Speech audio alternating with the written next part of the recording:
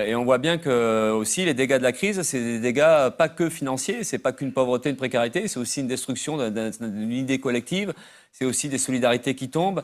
Et toute cette fragilité-là, on la paye très cher, quoi. Et c'est tout le problème, c'est comment on reconstruit le mouvement social, comment on reconstruit une conscience collective. Et ça, pour l'instant, voilà, on est malheureusement même en plus éparpillé, parce que vous parliez tout à l'heure de la division extrême-gauche. Voilà, même le mouvement syndical est très divisé.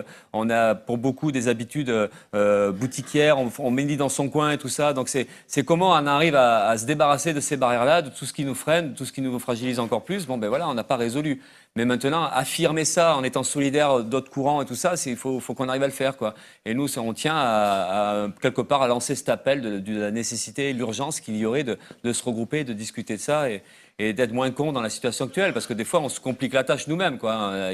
On a aussi des réflexes ou des habitudes qui n'aident pas. Donc voilà, c'est aussi en capacité de se remettre en cause. Mais moi, je pense que le problème fondamental, c'est quand même la brutalité de la crise qui écrase les gens. Et il y a vraiment un climat de résignation, un climat un sentiment d'impuissance. Là, au boulot, là, à Ford, par exemple, on a fait grève aujourd'hui. On est monté à Paris pour aller à Bercy parce que Ford Europe rencontrait le gouvernement et pour discuter de notre usine, mais sans nous. Donc on a dit, on y va, il n'y a pas de raison que ça se passe sans nous. Et on était une quarantaine. On est 900 à l'usine, une quarantaine, et alors que tout le monde à l'usine est convaincu que Ford est en train de nous rouler dans la farine et que ça va mal se finir. Et tout le monde en est convaincu, mais beaucoup de collègues disent ouais, mais bon, ça sert à rien, on va pas y arriver. Et ça c'est très dur. C'est-à-dire comment on fait pour qu'on retrouve un peu la niaque, comment on retrouve l'espoir dans la lutte collective. Et il n'y a pas ça, ou très peu. Ce qui est un paradoxe avec la loi travail, où la lutte.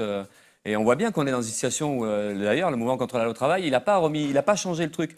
Il laisse un espoir, il laisse des traces et on pense qu'on va pouvoir s'appuyer dessus, que c'est peut-être même le début d'un changement social. Mais le fait est qu'aujourd'hui, ce qui domine, c'est la résignation.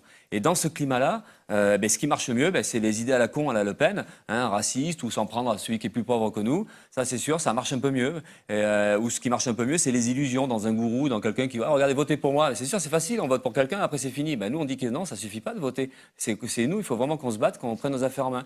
Et dans le climat actuel, ce qu'on dit, ça plaît, il y a de la sympathie, mais c'est pas ça qui fait que. Donc après, à nous, à un moment donné, mais ça dépendra aussi du climat social. Et c'est sûr que si demain, il y a une énergie qui arrive, enfin, il y a un espoir, je pense que là, on sera beaucoup mieux, beaucoup plus à l'aise. Mais c'est ça qu'on essaie de préparer.